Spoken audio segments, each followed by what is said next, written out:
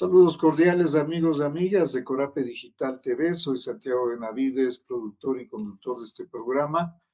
Siempre nos place estar con ustedes, como todos los martes, a partir de las 12 del día, en este espacio de enlace comunitario, nuestro programa. Un programa de voluntariado social, pues aquí quienes trabajamos en este espacio lo hacemos con esa carisma, con esa entrega de poder dar lo mejor de nosotros a la sociedad.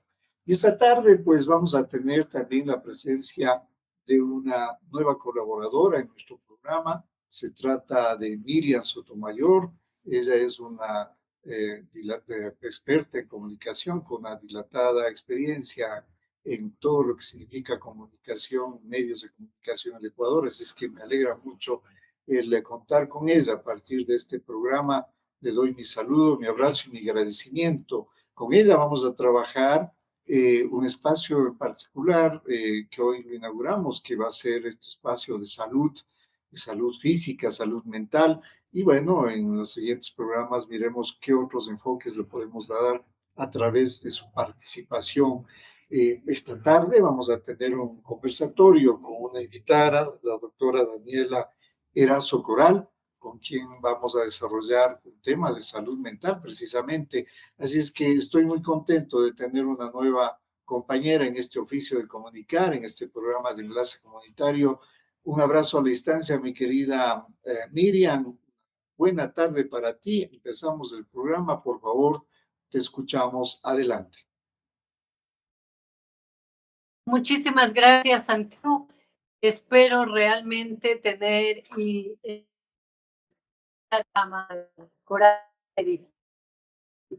llegar a los comunitarios en todo el país.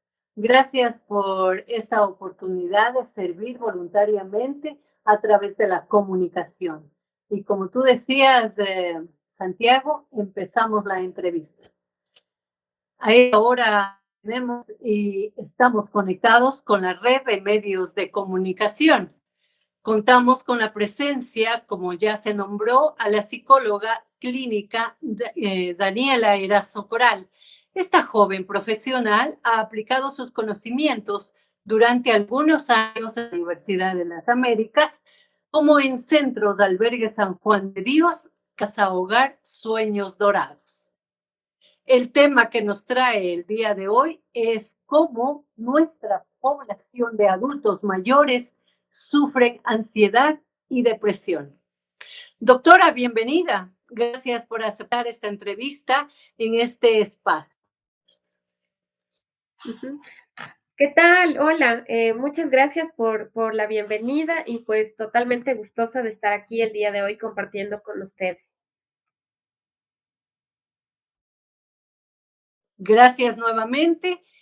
¿Podría explicar cómo la ansiedad y la depresión se manifiestan en adultos mayores y cuáles son algunas de las causas subyacentes comunes? Claro que sí. Bueno, antes de resolver la pregunta, justamente es importante que nos ubiquemos un poquito en el tema de justamente la depresión, la ansiedad, que actualmente en esta época que nos encontramos nosotros, cada vez la problemática ha empeorado y cada vez las cifras han aumentado. Entonces, se calcula más o menos que alrededor de 1 de cada 6 adultos durante toda su etapa de la adultez pueden llegar a presentar depresión en algún momento de su vida, en cualquier etapa en realidad. Se cree que al año alrededor de 200 millones de personas enfrentan trastornos como la depresión y la ansiedad y lucha día a día con estos diagnósticos. En realidad, cualquier persona se puede deprimir, cualquier persona puede tener esta patología, puede ocurrir a cualquier edad y a cualquier tipo de persona, ¿ya?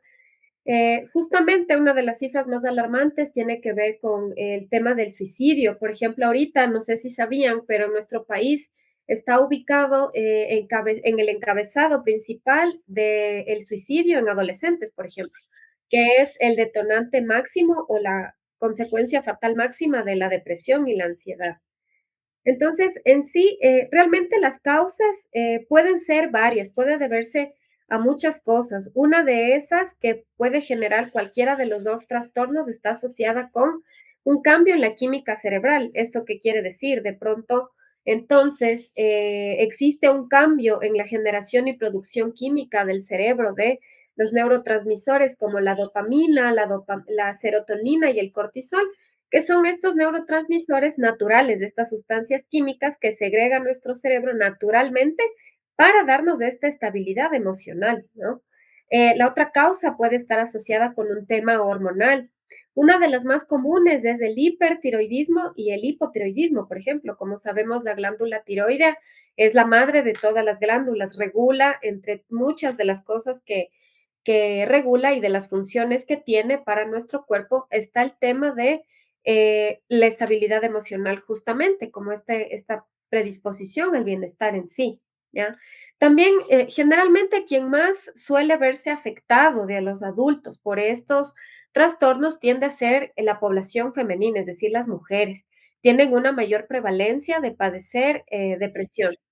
Entonces, justamente el cambio hormonal que se produce en el caso de las mujeres es aún más profundo, sea por diversas circunstancias que experimenta la mujer en su ciclo evolutivo a lo largo de toda la vida, más no se diga también en la última etapa de la vida adulta, donde la menopausia también genera su consecuencia, digamos así, emocional, ¿ya? Realmente en hombres y mujeres puede generarse por algún cambio hormonal esta depresión o ansiedad en sí. Otra de las causas puede ser por algún tipo de factor hereditario que puede estar asociado en el sentido de que si yo tuve algún familiar consanguíneo directo que tuvo algún trastorno depresivo o de ansiedad, puedo yo también presentar o ser vulnerable a poder presentar en la adultez este tipo de trastorno. En realidad, la depresión y la ansiedad pueden manifestarse de varias maneras. Sus síntomas se producen durante gran parte del día, casi todos los días de la semana, y para muchas personas los síntomas suelen ser lo suficientemente graves como para generar una consecuencia ya en la vida cotidiana de la persona. Es decir, ya puede haber una consecuencia, sea en sus actividades diarias, labores, em, pasatiempos, con la familia, en sus relaciones. Puede haber muchos problemas también y es una de las muestras de que esa persona está afectada. En la Posible, mi querida doctora. Eh, cuando, cuando le escucho a usted mencionar que la depresión, la ansiedad puede producirse en adultos, también entiendo que puede ser sujetos niños, adolescentes de este tipo de deterioro o de cambio emocional. ¿Esto es correcto? Sí, así es. La depresión puede también aparecer en los niños en tempranas edades a partir de lo que nosotros conocemos, que es ya cuando podemos darles un diagnóstico clínico a partir de más o menos la edad de los 6 años en adelante, que es lo más apropiado, porque hasta los 5 están en etapa de construcción de esta llamada conciencia. Sí existen, se han visto muchos casos que han incrementado, de hecho, hay un repunte de casos desde la pandemia de niños que han presentado sintomatología depresiva y también adolescentes. Como les decía, los adolescentes ahorita es la población en nuestro país que está más afectada por esta problemática en sí. Entonces, sí, sí se puede dar también en estas edades.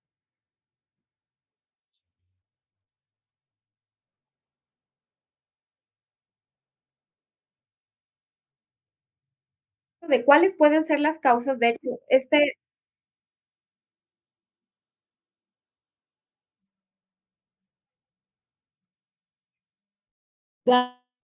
Darse cuenta.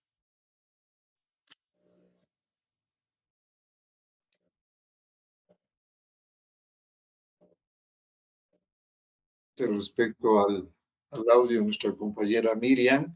Mientras arreglamos este inconveniente, continuemos con la entrevista. Yo quisiera entonces avanzar con estas inquietudes que nos planteamos, porque en realidad el enfoque que estamos eh, queriendo dar a su explicación es respecto al impacto que tiene en los adultos. Y entonces hablemos un poquito más al detalle de lo que significa en adultos mayores, el impacto que tiene de estos problemas de ansiedad y de depresión. Escuchamos, doctor, adelante. Por ejemplo, en la etapa de la adultez mayor, justamente en esta etapa, algo que es importante a tomar en cuenta, sobre todo con la ansiedad, es que la ansiedad a veces en los análisis clínicos, cuando ya se hace la entrevista con el paciente, nosotros nos hemos dado cuenta de un fenómeno y es que las enfermedades o los cuadros sintomatológicos de diversas patologías o dolencias físicas que puede presentar el adulto mayor pueden ser o estar influyendo directamente en un motivo para generarme esta ansiedad, por ejemplo, al ser una causa, como por ejemplo las enfermedades cardíacas, que es donde se ve mucho una asociación directa con la ansiedad, ¿ya? Por el mismo hecho de la sensación física que genera esta enfermedad. También en cuadros de diabetes, en hipertiroidismo y otros problemas de tiroides, en enfermedades respiratorias, principalmente el asma, el uso inadecuado de sustancias como alcohol o tabaco en esta etapa de la vida, que puede ser un agravante también, el tener algún tipo de enfermedad o síndrome gastrointestinal, como la gastritis, colon irritable, entre otros, puede ser también una incidencia directa, también los tumores o quistes. Si es que yo tengo esta patología ya diagnosticada en mi etapa de adultez mayor, entonces yo soy aún más propenso y es más probable que yo desarrolle un trastorno de ansiedad, por ejemplo, ¿ya? Y asimismo en la depresión. decir, si la persona, el adulto, tiene una comorbilidad o una enfermedad adicional o una enfermedad de base, como usted bien explica, cualquiera de ellas puede también compaginar, sumarse este nuevo problema de salud, en este caso salud mental, como es la depresión y la ansiedad. En ese caso, ¿qué corresponde entonces al médico que está tratando la enfermedad de base? ¿Debe y tiene que también ayudar estos procesos? ¿O qué recomienda usted para que este adulto tome en cuenta que pudiera tener también este impacto de otro aspecto de salud, en este caso salud mental? Ujú. Algo que justamente usted mencionaba esto del justamente el descarte clínico que hay que hacer, ¿no? Con las comorbilidades. Algo que pasa mucho, que la gente comete este error, porque nosotros en el intentar querer ayudar en casa o en algún círculo cercano a algún adulto mayor que conozcamos, es el autodiagnóstico, que le denominamos nosotros. De pronto entonces voy al internet y busco en Google todo y considero que ahí está la ayuda más importante para este ser querido, para esta persona, ¿no? Que conozco. Sin embargo, es importante descartar cualquier tipo de presencia de estos trastornos con un profesional en salud mental, dado que al ser esta etapa de la vida tan delicada, es importante tener parámetros clínicos que me permitan conocer cuál es el diagnóstico o la problemática o demanda que tenga el paciente en sí. Entonces, ese es el primer punto. El primer paso es no autodiagnosticarnos, sino consultar con un profesional en salud mental que nos pueda dar estas herramientas. Ya directamente cuando nosotros trabajamos, hay que enfocarnos en ver qué es. Por ejemplo, al ser todos y cada uno de nosotros seres totalmente diferentes, nosotros tenemos obviamente una forma de expresar estos trastornos diferente. Entonces, se atacan o se contrarrestan y se disminuyen los síntomas negativos según cada persona. Por ejemplo, si la persona tiene dificultad para dormir, abordamos esa primera problemática para estabilizar el sueño en la persona.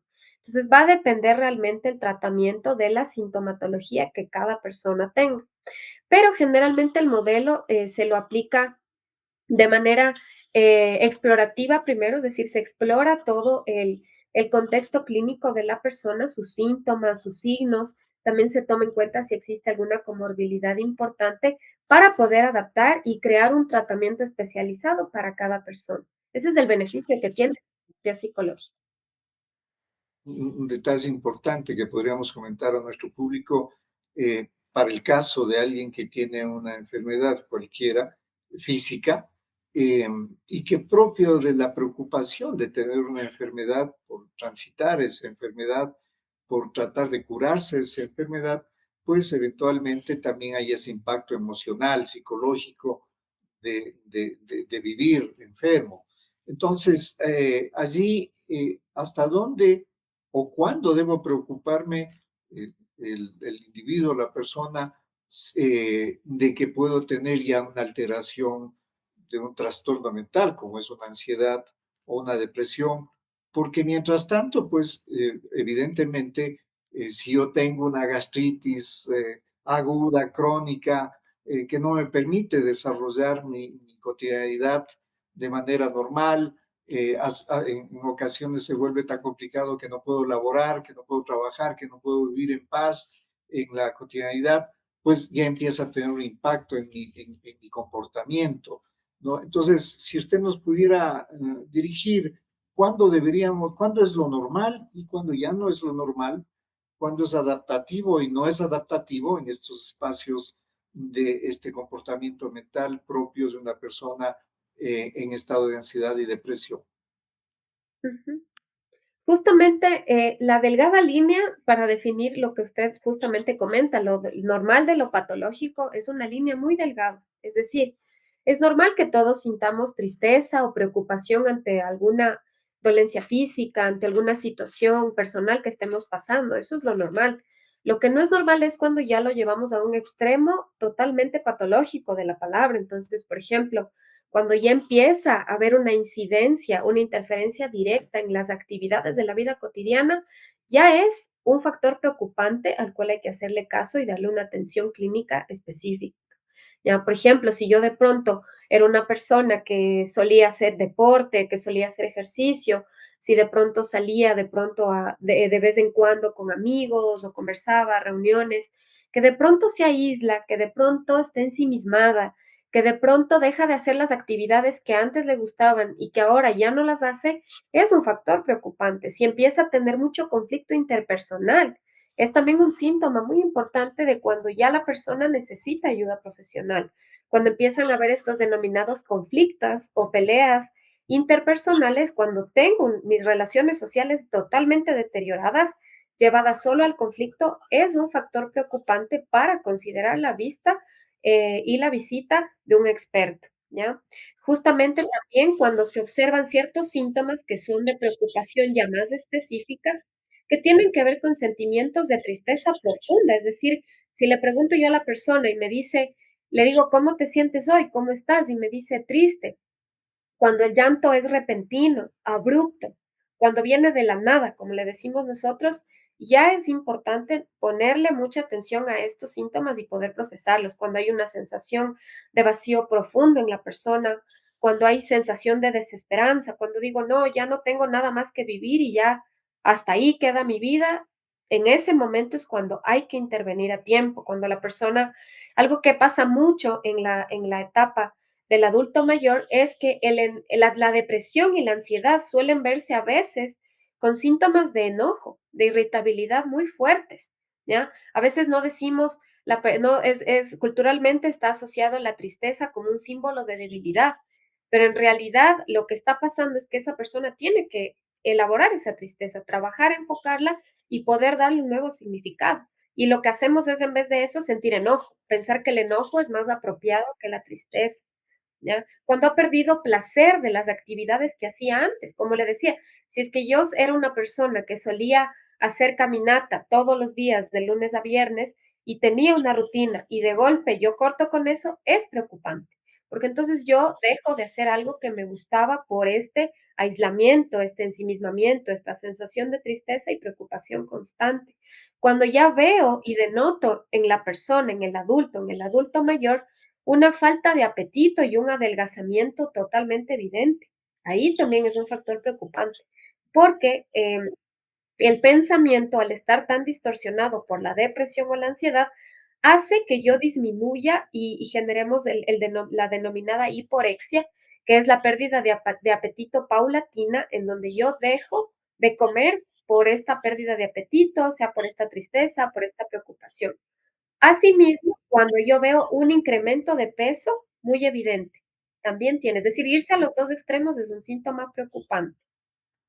Hablemos entonces ahora de las posibilidades de sanación, de cura, si las hay.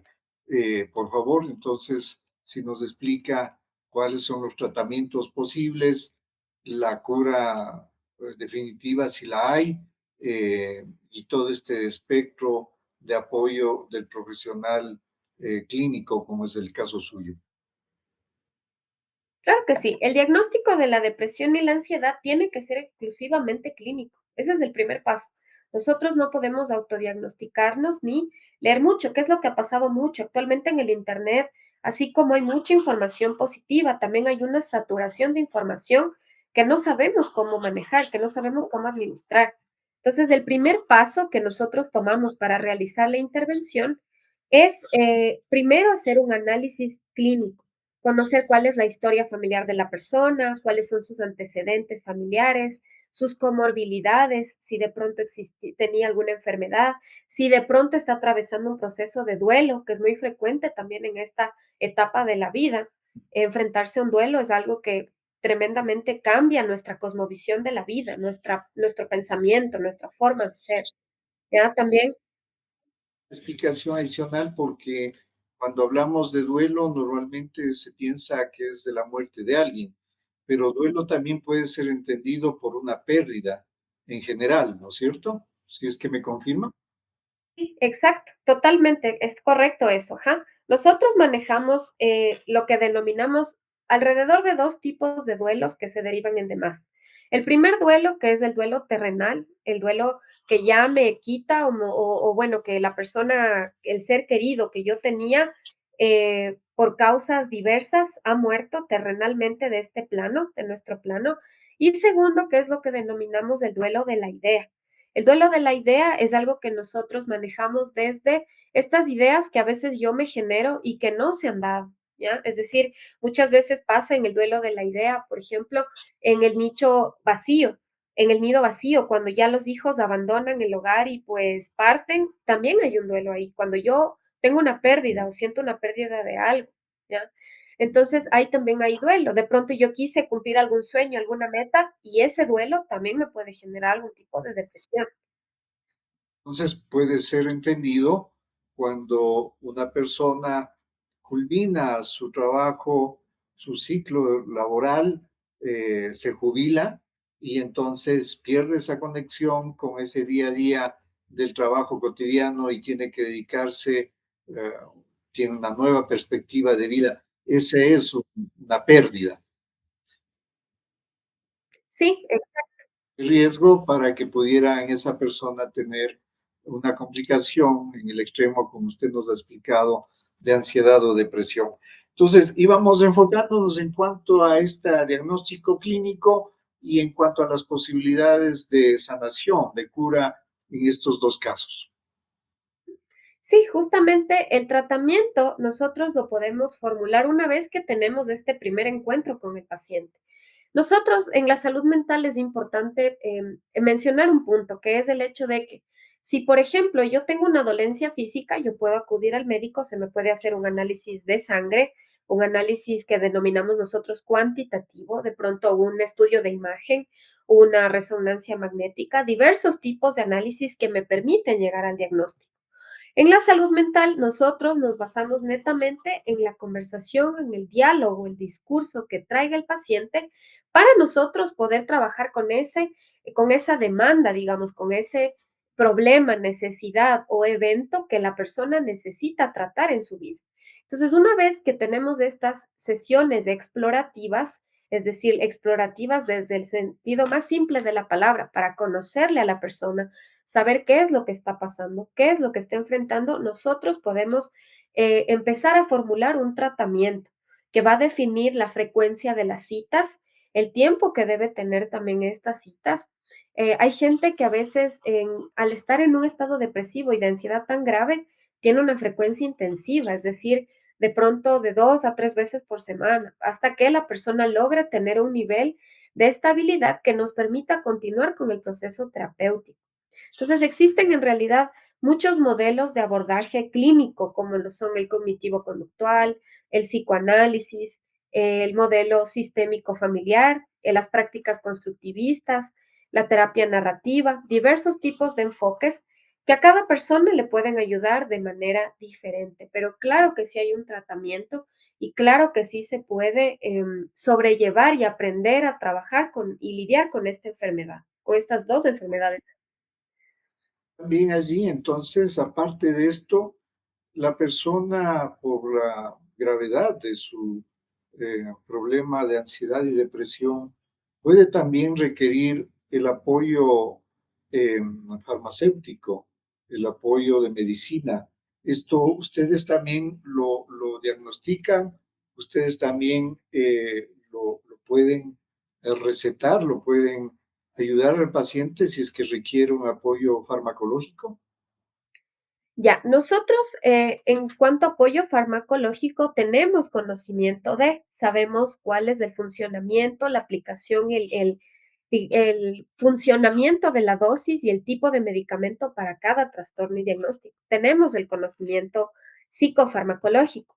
Sin embargo, nosotros no podemos recetar ningún fármaco porque no somos como tal, no tenemos la base de la medicina.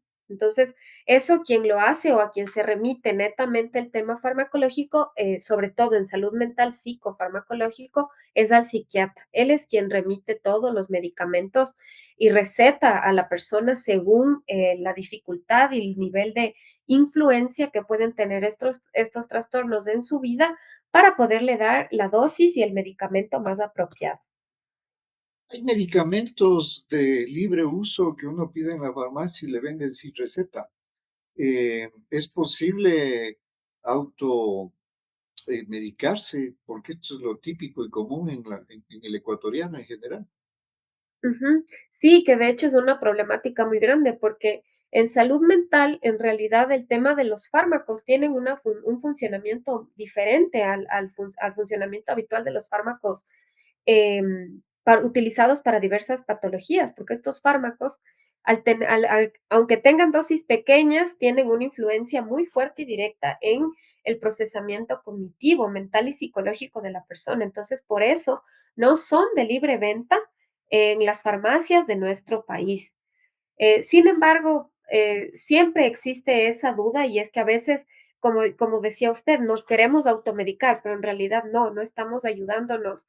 En salud mental al menos no nos ayudamos en nada, ni en salud física automedicándonos porque nosotros no podemos autorrecetarnos una dosis que debe ser medida por un experto, porque en psicofármacos las dosis son diferentes a las dosis de los fármacos de la medicina en general. Son totalmente diferentes. Si sea una dosis mínima, genera un impacto importante.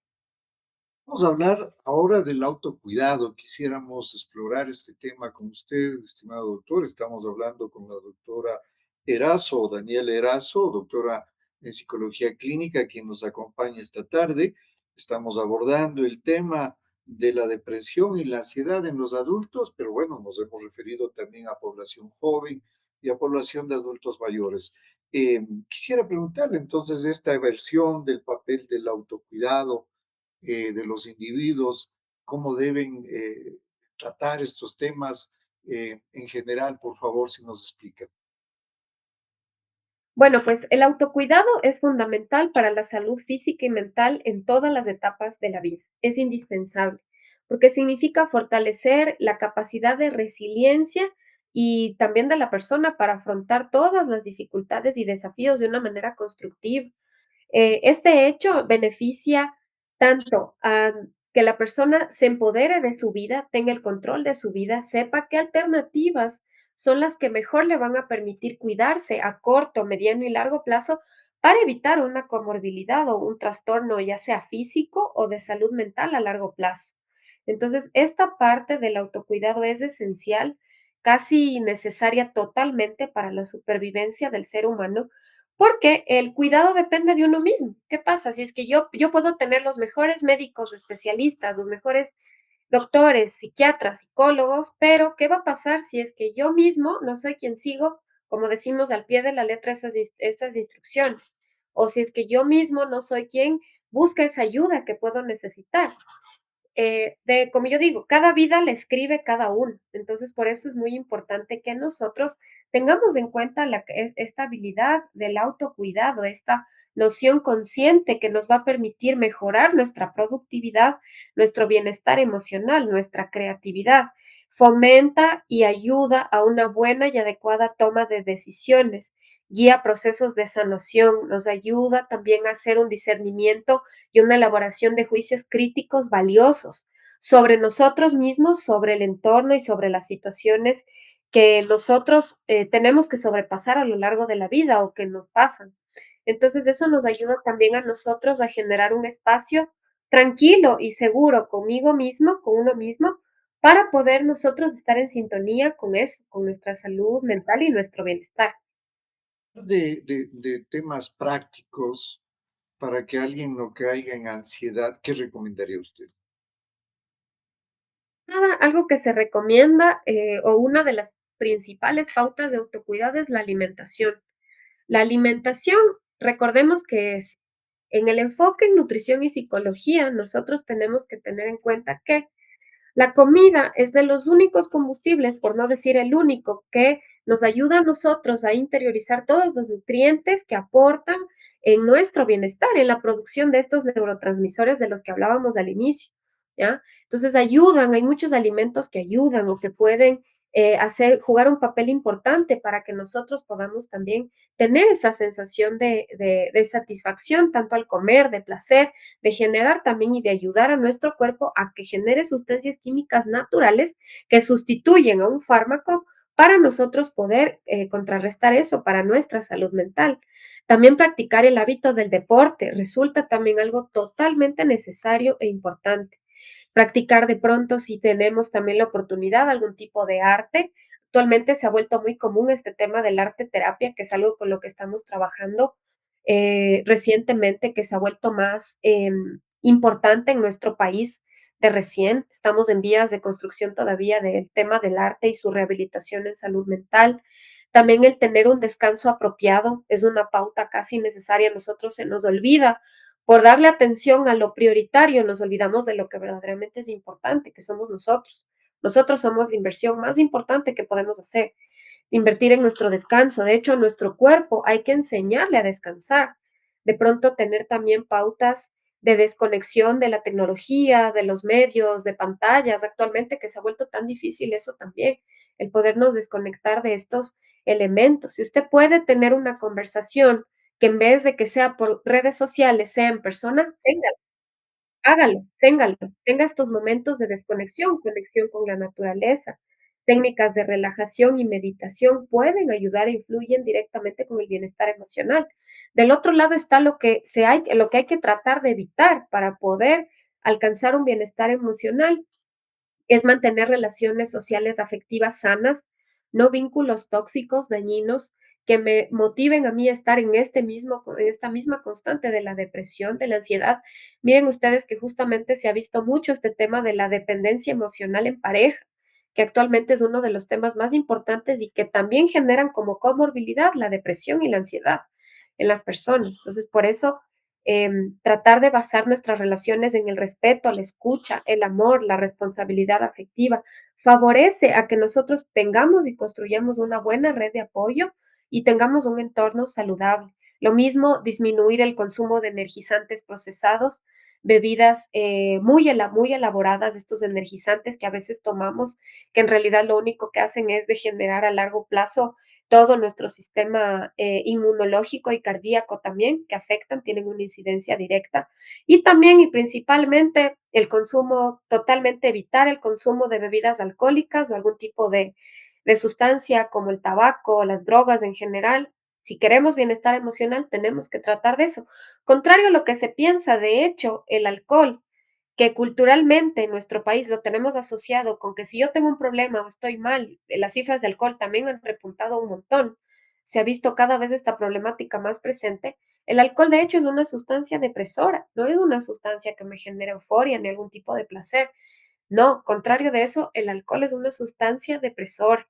Entonces, si yo tengo tendencia a depresión, si estoy atravesando alguna circunstancia difícil, lo peor que yo puedo hacer es refugiarme netamente en el alcohol porque lo único que estoy haciendo es seguir em, agravando mi problema de salud mental y física también. Planteado de buena calidad de vida, deporte, alimentación, recreación, este cuidado de no nos llegar a los extremos y a los excesos, de la alimentación y del consumo de estas bebidas que pudieran ser un problema. Abordemos el tema de las crisis y las urgencias en depresión y en ansiedad. ¿Qué debe hacer? ¿Cómo abordar estos problemas? Si en familia tenemos a alguien en casa que le vemos que ya está, como usted lo ha descrito, en una actividad, en un comportamiento fuera de lo común, probablemente está ya en una crisis o una urgencia. ¿Cómo abordamos estos temas en casa? ¿Cómo debe la persona atender su salud si es que se encuentra en esos extremos? Ujú. Sí, justamente las crisis se han vuelto cada vez más comunes. Hay cada vez más y más pacientes que llegan de un evento de crisis emocional, que de hecho es muy común también en la ansiedad. Si es que yo tengo una persona que conozco, estoy cerca de una persona que está atravesando una crisis emocional, lo primero que tengo que hacer es brindarle un momento de distracción aparte. Es decir, si yo veo que la persona está en crisis, lo que puedo hacer es colocarme unos minutos, algo que ayuda mucho, por ejemplo, es la naturaleza. Si tengo un espacio al aire libre, que sea un poco privado, puedo quedarme ahí, puedo estar, sea un patio, sea algo, un parque que esté cerca, donde pueda yo estar con la persona, es primero quitarle ese estímulo preocupante o de estrés o de ansiedad, que a veces suele ser focos como el trabajo, los estudios, la casa. Es importante primero buscar un lugar seguro donde poder hablar con esta persona, porque probablemente cuando la persona esté en crisis, lo que más va a necesitar hablar es tener un espacio seguro, ¿ya? Para poder hablar, comunicarse y demás. Entonces, primero buscar un espacio seguro, un espacio donde la persona se sienta cómoda y no tengamos temor de preguntarle qué es eso que nosotros podemos hacer en ese momento por esa persona.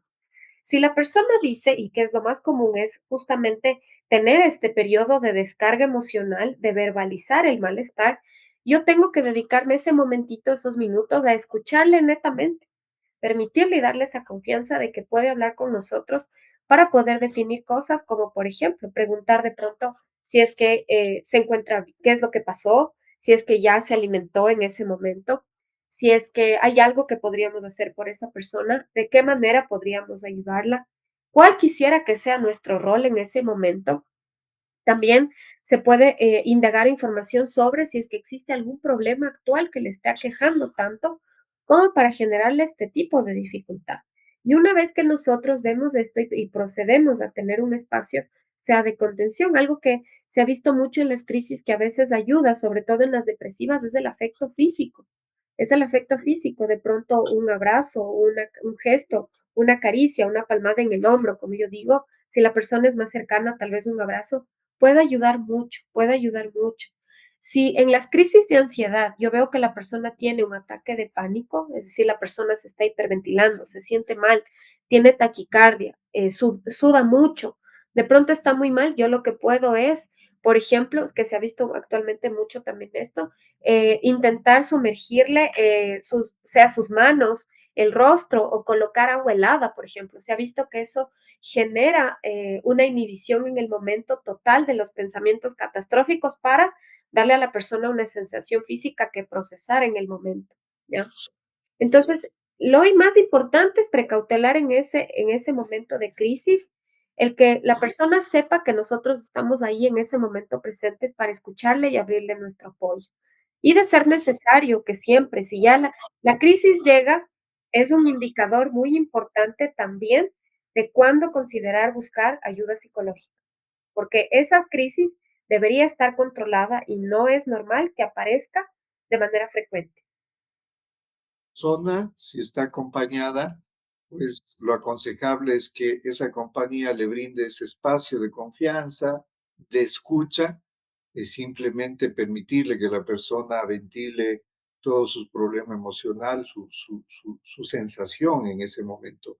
Si está sola, eh, allí lo que usted menciona, pues debería buscar entonces ayuda. ¿Hay algunos espacios públicos o privados donde pudieran acudir estas personas para ayudarse en un momento de crisis? ¿Usted conoce alguno que pudiera mencionar? Ujú, claro que sí. Actualmente, de hecho, se ha vuelto más fuerte y se ha implementado nuevamente uno de los servicios más importantes que se tienen prácticamente en todos los servicios de salud pública del mundo, que es un servicio que lo ha propuesto justamente el MSP, el Ministerio de Salud Pública, desde que inició la pandemia, que es la línea 171. En la línea 171 del Ministerio de Salud Pública, con la opción 6, yo puedo tener primeros auxilios psicológicos, es decir, hacer un abordaje de intervención en crisis básica, con el cual nosotros podemos pedir un apoyo oportuno, especializado, que le va a dar un profesional de salud mental, en este caso un psicólogo o una psicóloga clínica, que me va a permitir por lo menos en ese momento regular la atención en crisis y poder derivar a diversos subsistemas de atención psicológica, que principalmente van a ser de pronto las casas de salud o de atención municipal, de atención pública, o ya de algún servicio más especializado si es que la persona tiene la posibilidad de poder acceder a estos servicios, ¿ya? Entonces, eso es algo que está aplicado para la comunidad en general. El 171 opción 6 no tiene ningún tipo de costo, es totalmente gratis, podemos acceder a él netamente, y si es que, y lo más recomendable es, perfecto, si yo tuve esta crisis, ahora que ya he tenido mi atención o mi servicio de primeros auxilios psicológicos, ahora lo que me correspondería es considerar la posibilidad de derivarme en un servicio de atención psicológica especializado, ¿ya? Que si yo soy afiliado al IES, puedo remitirlo, usarlo en el Seguro Social, o que si tengo la posibilidad de acceder a un servicio privado, hacerlo y tomarlo para poder tratar, sea en un determinado número de sesiones, en un proceso psicológico ya especializado, profundo, adaptado y específico para cada persona, poder seguir trabajando en estas crisis. A veces pensamos que las crisis son como un incendio que se apaga y ya, pero el daño queda y es importante tratarlo.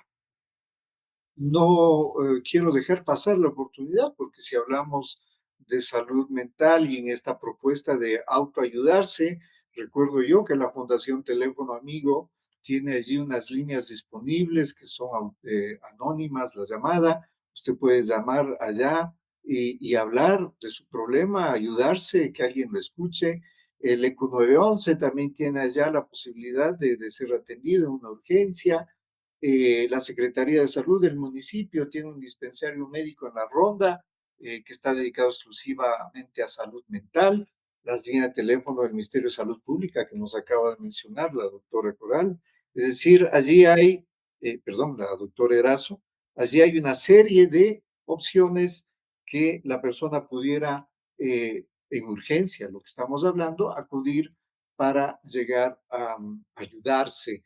Y bueno, también allí la terapia comunitaria, aquellas ruedas de diálogo donde las personas pueden llegar, si no es urgente, a ir a trabajar esos espacios de escucha, ¿no? Que es lo que se está mencionando ahora. Todos estos temas usted los puede consultar a pie de pantalla, usted va a encontrar allí el teléfono de la doctora si es que nos permite anunciar su teléfono para que la consulten, como los nuestros, si es que quieren información adicional de estos espacios de trabajo emocional, que son gratuitos todos ellos para nuestra población. Va terminándose nuestra entrevista. Yo tengo dos inquietudes adicionales. Bueno, esto de promover la conciencia y la educación sobre la salud mental en la comunidad. ¿Qué nos puede decir sobre esto, por favor, doctora? Ujú. Justamente algo que es importante, que nuevamente, o bueno, recientemente se ha empezado a abordar mucho más, que es la salud mental en nuestro país. Como yo digo, todavía seguimos en construcción de estas vías de tratamiento, de intervención, pero sobre todo de concientización sobre la importancia de la salud mental. Es importante que nosotros tengamos espacios que promuevan la conciencia sobre uno mismo, sobre cómo uno está, sobre cómo uno se siente, sobre la existencia misma y sobre su relación con el mundo, es decir, la relación del mundo con la persona, porque terminan siendo factores claves para concientizar sobre una buena salud mental. La capacidad de entendernos para tener en cuenta que si nos entendemos podemos ser capaces de entender a otros, que si nos amamos podemos amar a otros, que si yo trabajo en mí mismo puede eso también ayudarme después a mejorar mi red de apoyo, mis redes interpersonales, mi desempeño laboral, mi desempeño académico, mi desempeño económico y mi productividad en general. ¿Ya? Entonces, es frecuente, de hecho, que muchos niños y niñas de nuestro país crezcan sin las herramientas psicológicas necesarias, emocionales, que nos permitan tener y crear buenas estrategias de afrontamiento frente a estas crisis, frente a estos episodios de la vida que pueden ser muy dolorosos, muy duros, procesar traumas, eventos importantes, que a veces los dejamos pasar, pero no les damos una atención necesaria y que en la adultez generan una profunda herida, que generan una profunda problemática de salud mental global, es decir, generan una consecuencia sí o sí a largo plazo. Entonces, es importante que nosotros tengamos herramientas comunitarias que favorezcan este pensamiento, que nos permitan hacer procesos cognitivos y emocionales, es decir, en emoción y en pensamiento para trabajarlas. Espacios comunitarios que puedan estar ahí, como la terapia grupal, de pronto algún tipo de intervención o actividad comunitaria, de apoyo, que pueda estar ahí, que me den a notar que yo puedo y tengo una red de apoyo en la cual confiar y contar. Tengamos en cuenta que la salud mental, al igual que la física, es un derecho que todas y todos merecemos y que estamos en posibilidad de demandar, ¿ya? También incluir algo que se nos ha olvidado mucho, que es el tema de los valores. Actualmente, comunitariamente, es importante generar una conciencia en valores, generando conciencia que nos permita distinguir lo justo de lo injusto, lo intolerable, esta habilidad de solidaridad, la empatía, que se nos olvida mucho. Como yo digo, tener en cuenta que el impacto de lo que yo puedo hacer o decir a una persona es algo que la puede marcar por vida. Tener en cuenta y hablar a los demás como si nos estuviéramos hablando a nosotros mismos. Eso es responsabilidad afectiva y también responsabilidad social y comunitaria. Muchísimas gracias, doctora Daniela Erazo. Ella nos ha acompañado esta tarde para hablar de salud mental, de este problema de la ansiedad y la depresión en la población en general. Nos hemos dedicado a hablar de todos esos rangos etarios, de edades, pero en general ella ha recomendado estos importantes tips para cuidar nuestra salud mental. Queremos agradecer a su participación y comprometerle, por supuesto, si en otra ocasión nos permite invitarle para seguir hablando de salud mental. Sus últimas palabras le escuchamos. Ujú. Sí, claro que sí. Para mí ha sido un gusto poderles acompañar el día de hoy aquí, también promoviendo estos mismos espacios. Qué bonito de verdad que tengan esta iniciativa, qué positivo, que implique un impacto para toda la comunidad, el estar interconectados para poder darnos una manito, como decimos aquí entre los quiteños, entre los ecuatorianos, justamente, brindarnos la mano y darnos el apoyo para. Así que con todo gusto quedo abierta para volverles a visitar. Espero que esta vez no sea la única. Y pues claro que sí, también mis números obviamente se los voy a dejar para que cualquier duda, inquietud o atención psicológica puntual la puedan tener. Ya, no sé si puedo dar los números al aire. Sí, perfecto. Pueden comunicarme, bueno, repito mi nombre, Daniela Erazo Coral, soy psicóloga clínica.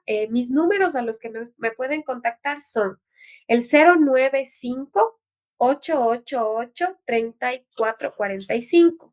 Repito, el 095-888-3445, ¿ya? O al correo electrónico, que es el correo de mi consulta privada, que es genco con H y K cambioesencial@gmail.com, de ser necesario, ¿ya? Así que WhatsApp a nuestros números que también aparecen en este momento y encantado pues le derivamos a la doctora Daniela Erazo Coral, quien nos ha acompañado esta tarde. Agradecemos nuevamente su presencia, su voluntad de ayudar con información clave, importante para nuestra comunidad. Queridos amigos, amigas, este ha sido nuestro programa del día de hoy.